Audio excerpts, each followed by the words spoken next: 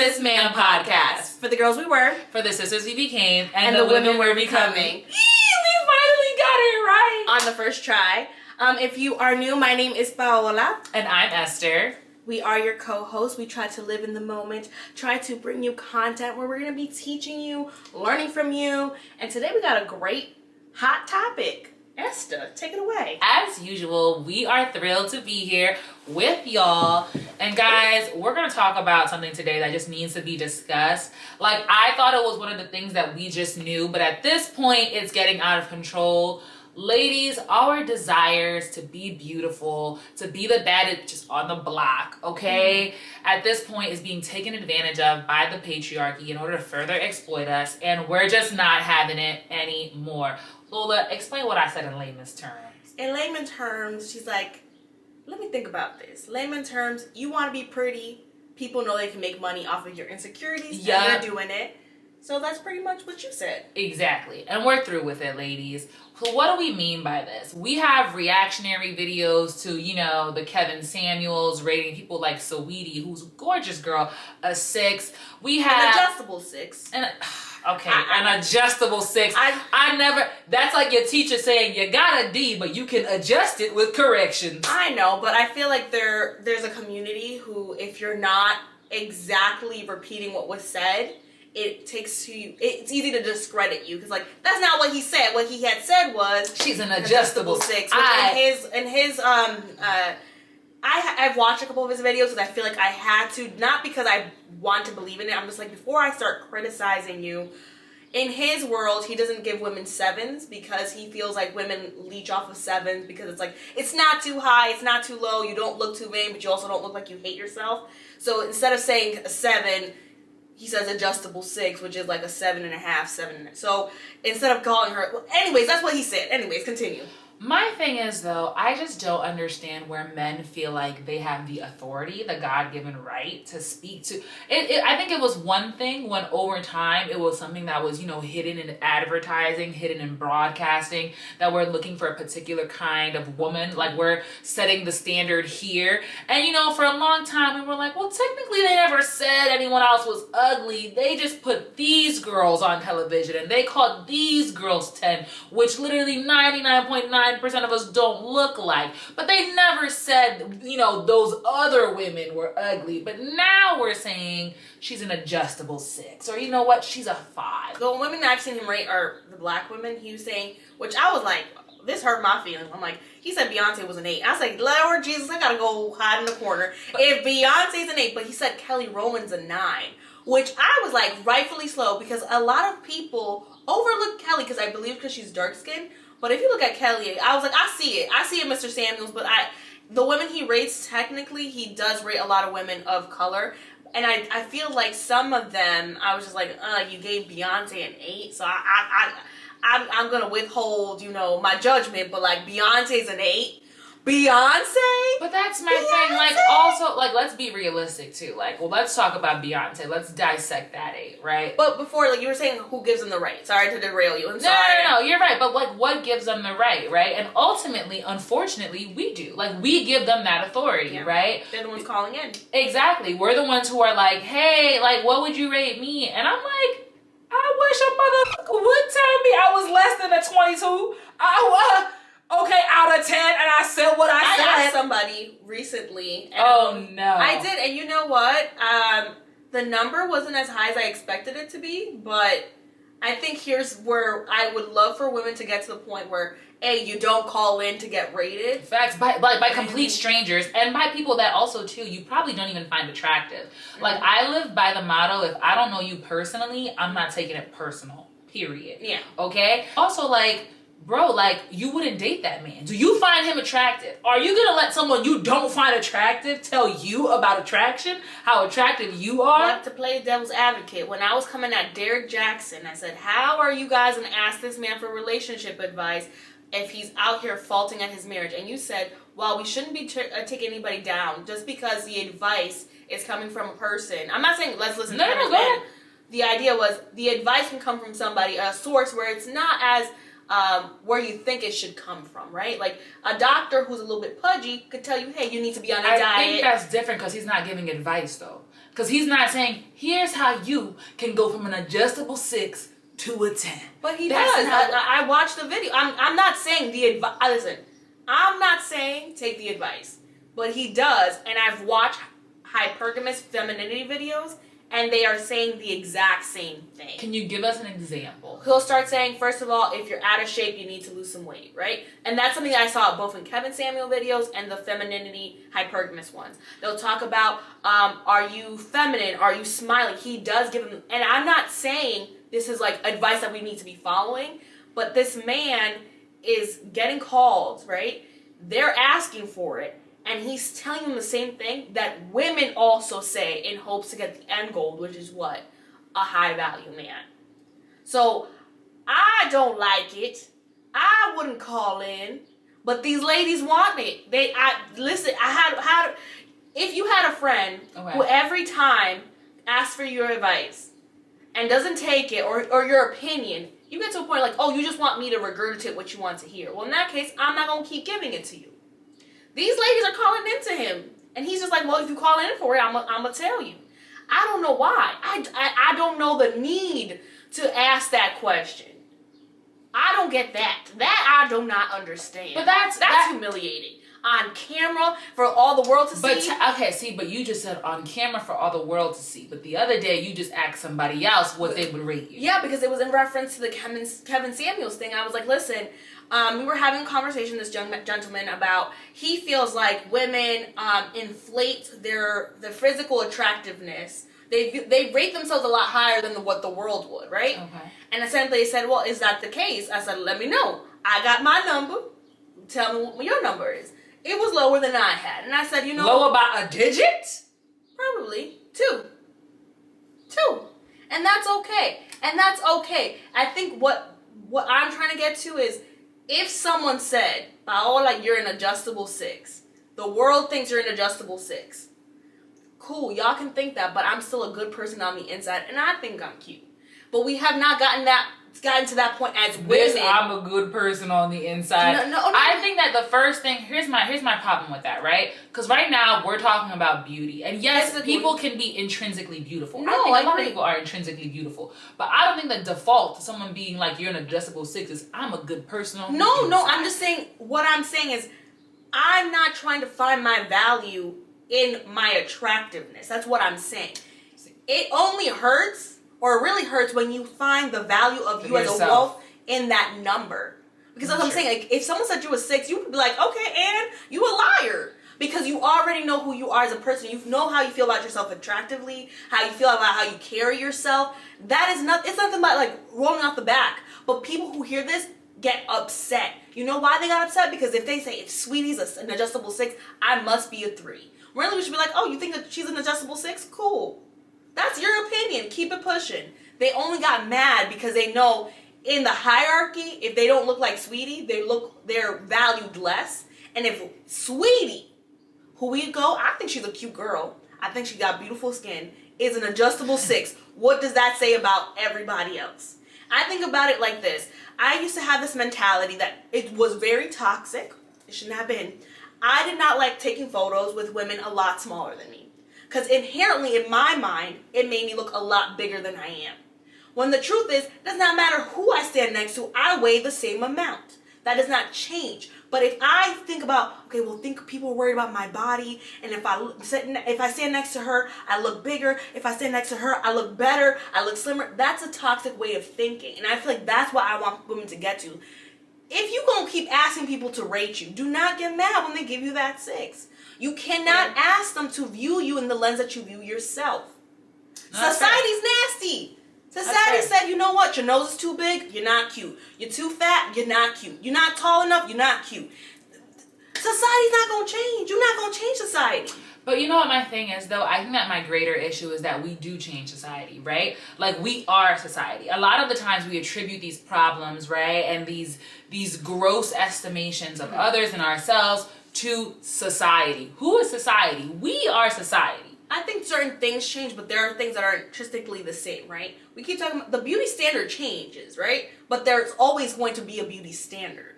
That is not going to change. That is not, like, I'm sorry to say that. That's just not what's going to happen. No, and I that being the case though, like, it's disappointing because I feel like it will always leave you in a place of needing or wanting more. Mm-hmm. The word standard, right? It insinuates that there's a benchmark that must be reached, right? Mm-hmm. To be of average, to be of excellence, mm-hmm. etc., right? And I think that that's the issue. And I'm not sitting here and saying, like, dismantle the society, those who are oppressing us board by board. Like, that's not what it is. But I'm saying that what we need to stop doing is giving it authority, right? Yeah. Because I'm like, we get to decide, and I don't even mean just subjectively and individually, but I mean as a whole, we get to decide what is and what is not in society, right? Mm-hmm. At one point, it was commonplace to use certain terminologies, right, when discussing people of color, or even certain etiquettes or whatever. That no longer exists. You want to know why? Because society was like, this no longer holds value. Mm-hmm. Or the majority of society was like, we're not taking it anymore. So it's not even that it doesn't hold value, right? It's that we have decided that we are no longer moving in this fashion. And I feel like in the same way that we have done that, we need to apply that to different areas of these societal norms and standards, mm-hmm. beauty included. Because again, when we say a standard, like, it's almost like a standardized test. Yeah. Again, like, there will be those that fail and those that pass. And I think that when we're talking about human beings who do not have, realistically, I mean, we can talk about cosmetic surgery for sure, but who do not have the control, right, of variables and how they will end up looking in life, except for when it comes to, you know, exercise and health and all of these things, mm-hmm. we cannot then say there's a standard, because you don't get to determine, you can't prepare for that test in the womb. You see what I'm saying? Like, there's no preparation to be had for that. So that being said, the smorgasbord that is humanity and the different shapes and colors and sizes and variations that come with, that to me, boom, is beautiful. There should not be a standard. And I feel like because we are so beholden to said standard, we keep it alive, right? The need to call, the need to be like, well, I'm adjustable. So being adjustable then means that I'm going to continue allowing myself to be vulnerable to whether it be the makeup industry, the fashion industry, and then last and certainly least, these men who are making a living off of pronouncing these insecurities. I'm like, absolutely not. I'm like, it's just too much. We are making it as volatile as it is, and we need to take accountability for that and just stop it. I do. We have to take some accountability, and we have to understand, while there is a standard, and you're saying that there are people who fail, the people who are passing are reveling in it, right? They're not even, though. I disagree. Because you see that the women who are on top, who would be rated an 8 and a 9, are still not enough, right? They're still getting cosmetic surgeries. They're still, putting on these pounds of makeup. So here's the thing. There's a difference between maintaining your beauty, and that's what they're doing because it makes them money. So I don't think they're all intrinsically like, you have Chloe and then you have Kim, right? I think Chloe does a lot of the stuff to keep up with Kim because we've been calling her the fat sister ugly. You look at Kim, Kim's been beautiful since being a teenager. She's not doing these things because she thought she was ugly. She just knows as the times changes, she must morph to continue making money. That's why she's in her 40s and she's still able to profit off of her beauty, right? So I do think the women at top are profiting for it. I mean, let's just be very honest. Rihanna, before we knew she had a makeup brand, did you know that Rihanna liked makeup? I didn't know she liked makeup. But you thought, oh wow, she looks great. Her makeup artist looks good. That's what I'm saying. People benefit off of their beauty. And if we say we're going to dismantle this standard, you need to understand that while the patriarchy started, there's lots of people that are upholding it. And they like it and they revel in it. And that's just the truth. So while we're ready to tear this down, we got to understand there are women. You revel off of your pretty privilege. I revel off of my pretty privilege. And there are times and moments where I like being called pretty. I like being called beautiful. So while we're saying this is intrinsically bad, we have to understand why is it still here. We got to get to the root of it. People like being called pretty. Being pretty opens up doors. And while it might close the door on other people who don't make the mark, and I'm saying that's wrong, what do we do to tell those people who are getting the doors open, hey, you need to stop it? How do you talk to that person? How do we just say it's wrong? And I'm sorry to say this. No, you're good. Listen, about the beauty standard, women, we have some beauty standards for men. You used to tell me all the time, you don't want a man shorter than you or who can look at eye level.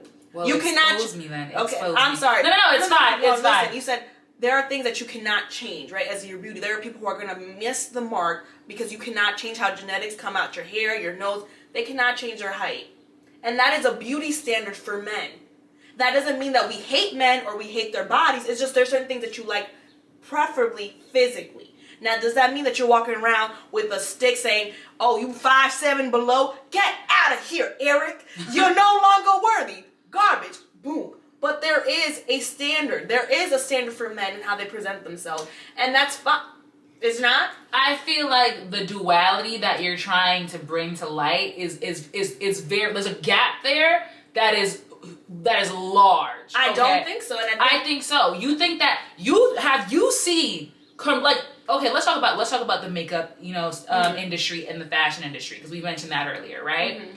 The way fashion and makeup is targeted at women, advertised at women, men are not being advertised, men are not being exposed to that level of scrutiny on a day-to-day. Not the way women are. Okay, so being marketed by far. Being marketed for makeup and being scrutinized for your looks are two different things, right? And that it really I think that those two things are often intertwined. They come together quite often. We could get a guy up here. All I'm saying is they also go through a beauty standard. Am I saying that it's a multi-million-dollar business where they can, go buy products to be more attractive? No. But the truth is there is a standard for them to be considered attractive.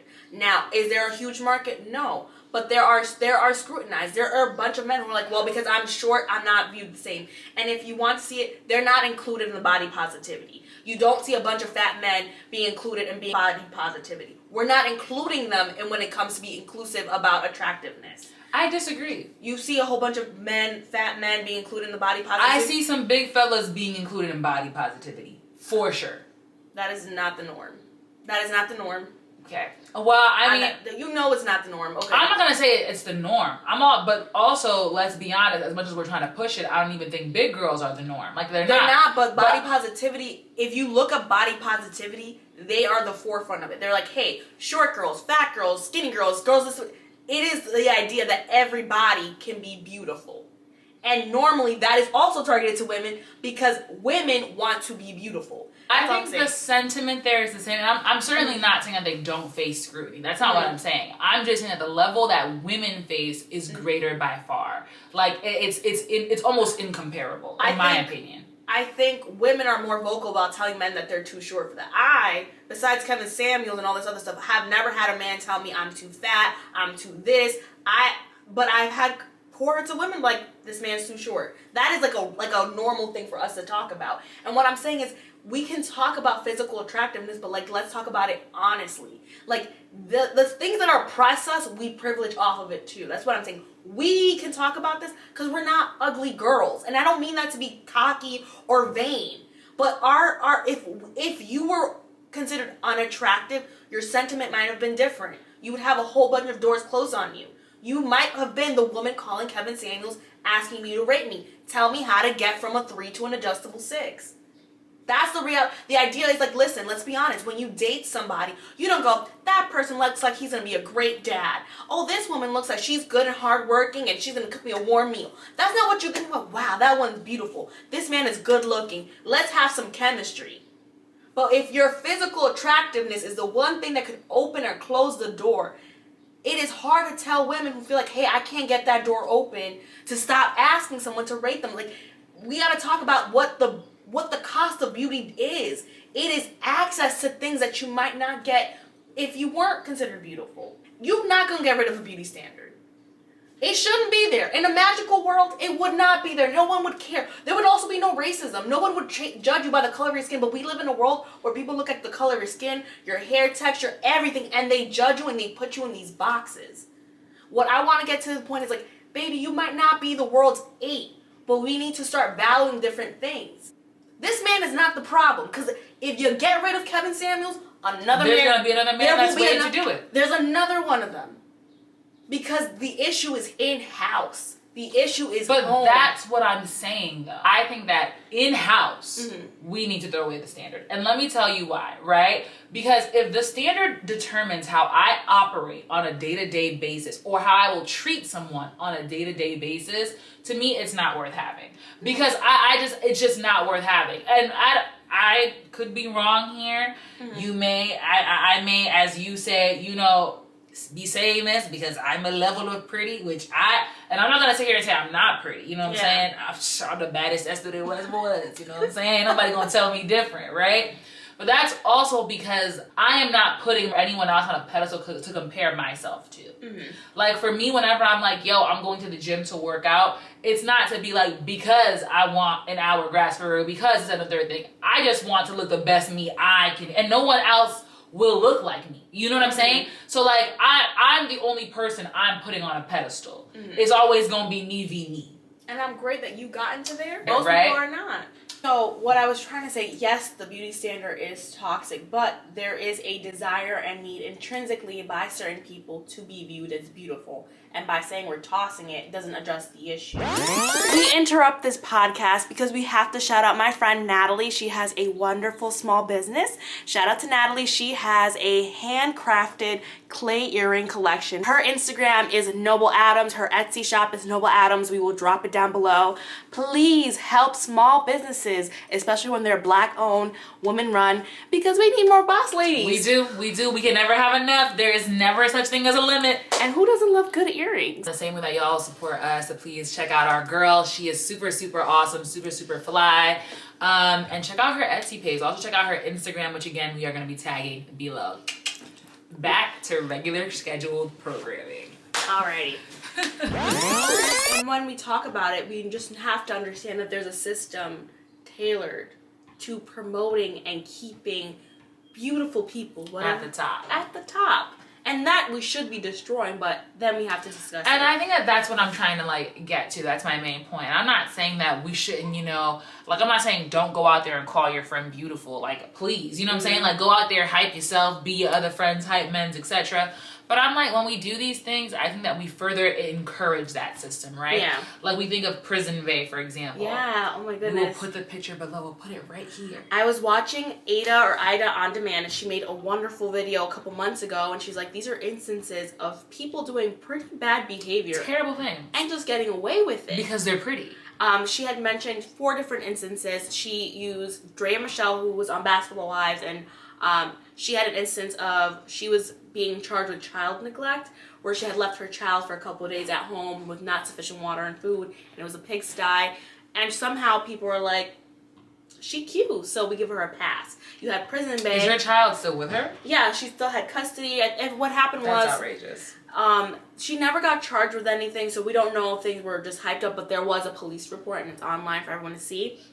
And, one of those things with Prison Bae is that if you think about it, most people who are released from prison don't have a lot of job opportunities. Like we have things in place to help with that. Yeah, and like instead Prison Bae walks out and they're like, we're signing you as a model. Exactly. And like that we should be. Like I agree. What did he do to be in prison? Did we look into this? I forgot what it was, but I think it was like scamming, and he ended up with a woman and he kept scamming her. But these are people who have done not so great things. I don't want to say horrible. They have done crimes. They have committed crimes. Yeah, and things that would be considered deviant by anybody else. But they've gotten a pass. They've gotten a pass. So yes, then we have to do that. But what I meant was people see people getting a pass and they want that. And that's the issue that we need to attack. Like people see that and they want it. They don't say, I see that, let's dismantle it. You do. But most people are like, well, I want to get there too. So let me copy that. And that's the real issue. Okay. You see what I meant by that? Like I know, I can see where you're going there. Like, and agreeably that like that's a terrible part. But also too, like the foundation is also corrupt. So you can only build, corruption upon corruption upon corruption. Exactly. You know what I'm saying? You can't just put a rug over it and be like, we're all good to go. Okay, that's fair. And then I think about, we have these examples of how pretty people get away with it. But you were mentioning to me that you didn't think you were cute. But that's my thing. And so like earlier you were like, well, you can say this because we're not ugly people. And I'm like, says who? Like for me, like now at 25, I'm like, yo, your girl's bad, okay? Don't nobody need to tell me I'm bad. I know I'm bad. You know what I'm saying? But like, I grew up, and I think that's the thing too, right? Because you did a poll on Instagram over the weekend, and one of the questions were, how do you feel when someone calls you beautiful? Yeah, I'll pull it up right now. Right now, we have 76% of people say when they get told that they're beautiful, pretty, or etc., it makes them feel nice. 76%. And I'm not doubting that. Like, I'm 100% thinking that that's true. But for me, like, a lot of the times when I get compliments, I'm indifferent to it. And let me tell you why. And it could be, I'll play devil's advocate for myself. A, it could be that I don't believe it, right? But it's also B, like, I grew up, and I mean, all my West Indians back me up. I grew up in a household where I wasn't like the love language was not words of affirmation. Like, I could tell you from conception to 20 how many times I was called pretty in house and out of house, okay? But I couldn't count for you the amount of times I was called both ugly in house and out of house, right? Whether it was just your parents being like, you look ugly when you cry. You know what I'm saying? Like, when they're trying to, like, get on you, whatever. So for me, to this day, if someone calls me pretty, I'm like, okay, like, it doesn't, not that it doesn't make me feel good, like, oh, thanks, you know what I'm saying? Like, I'll take the compliment, you know what I'm saying? But it's not like, oh, got it. That's what I needed today. Like, you know what I mean? Like, it doesn't faze me as much, whatever you're calling me. It's funny because most people have said if you have been depraved or something, when people say your love language are things that you lacked in your childhood, and you're saying, I didn't have this, and because of this, I kind of built an immunity to it. But most people would have been like, That's actually funny because I feel like my love language is exactly what I grew up with. Like, I wish, and I'm not gonna hold you, I wish I had words of affirmation growing up, not even to my beauty, but to, like, just my achievements, or just to know I was doing a good thing in life. But, like, now I'm like, it's acts of service because that's how my parents showed it to me. And so perhaps for me, I want your actions to speak louder than your words. So for me being pretty, I don't see, I mean, yes, there's pretty privilege, but I don't see the actions behind that equate to, like, love or like or appreciation or anything of that fashion. You know what I mean? And when people tell you, like, for other people who said yes, it does, it's not like you're like, you said I'm pretty, like, oh my god. No, I imagine. But it's like a nice little boost. The same way someone said you were doing a good job, and that's what I just meant. And, like, I grew up too as a bigger girl, as a chubby girl, as a fat girl, whatever adjective. I do not take any personal offense to any of them. They are just words to describe bodies. Skinny is to fat, as tall is to short, sunny to rainy, right? And I just grew up. You told me too. You said recently, like, I don't remember what you looked like in high school. I wasn't looking at you. No one was paying me no minds in high school. And I remember one time, Margaret told me, like, yeah, you were on stage for a production in school, and a teacher was like, wow, I guess she's actually kind of pretty. And it was just like, so I also grew up under the notion of, like, I am not the standard. But, like, now I'm like, you know what? I'm still not the standard. But when someone tells me that, I'm like, nice. I'm glad. I'm glad you have an acquired taste. I see what you did there. Listen, y'all. I won't even get into it. But you know what I'm going to say? I used to be like, you know what? I'm ugly, and so you know what? I gotta be a great person. I gotta have a great personality. And I tried that for 24 hours and said, this being nice thing just ain't it for me. I said, this is too much work. I would rather be who I am, and whoever likes it's gonna like it. Like, eventually you're just like, I really don't give a damn. I like me. Like, that's where I'm at in life. I'm like, I don't give a damn. Like, I love me. I'm in love with me. Like, there's never been an Esther like me before, okay? Like, I will write myself poetry. Exactly. I'm like, oh, God, I feel bad for the Esters coming up. And I hope people get to the point where you are, where you're just like, you know what? At every stage, you can find beauty of what you look like, who you are. And you got to grow on yourself, and maybe we can keep talking about other ways to start getting there, right? We talked about the issue. Now we got to do another video about, like, how we going to get there? How do you get to the point if the world is like you was 6? How do y'all get there? No, for real. Like give us, like, tell us in the comments, for real. Like, I want to know, like, because I think that I think that everyone, right, at some point or another is absolutely vulnerable, right, to what people think of them and all these things. We want to be liked. It's a very normal thing. It's a normal thing. We're social creatures. You know what I'm saying? I want to know I want to know your coming of age story, really. Like, I want to know how y'all fell in love with yourselves. And I think for me personally, I'm in waves, and I feel like a lot of the times for many people, they don't understand confidence for them is not going to be, I'm in love with me every day, all day. There are days I look in the mirror, I'm like, well, good God, Lord, you worked so hard. You took you 7 days to make the earth, and it took you 1 day to make me. And then other days I'm like, well, what did my mom and my dad do to deserve this godforsaken ugly child? What did they do? I have never gone to that extreme. But like it varies, and I think that's what we have to work on. Like, when you are in those vulnerable moments, understand that it is okay. It happens, but you can't let people prey on that. And I get that, right? Like, that's the world is ready to exploit you. Exactly. Do not put yourself on a silver platter and serve it to them like, my confidence, self-esteem, anyone? Self-esteem. It's a little on the dark side, but I think low on sodium, so it's good for the diet. You know what I'm saying?